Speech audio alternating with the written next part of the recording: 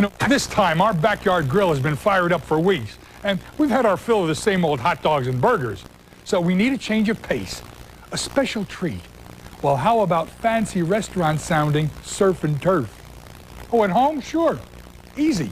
What we do is alternately thread the surf, which is 4 shelled lobster tails that have been cut into 3 pieces each, and the turf, which is 4 beef tenderloin fillets that have been cut into 4 pieces each. And we put them on skewers, and if we're using wooden skewers, remember, soak them in water for 20 minutes first.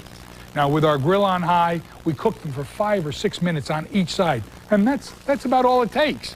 We serve them up with melted butter for dipping. We add a baked potato and a crisp green salad, and we have a meal fit for a king.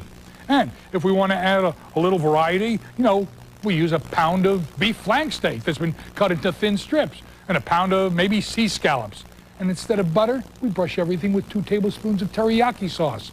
We grill them for 4 or 5 minutes on the side, and hoo, fancy. And yes, the lobster and tenderloin are a bit more expensive, but a whole lot less than we'd have to pay in the restaurants.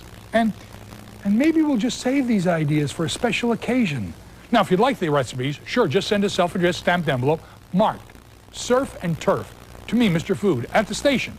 And we'll get it back to you for impressing them with a classy meal without blowing the budget out completely.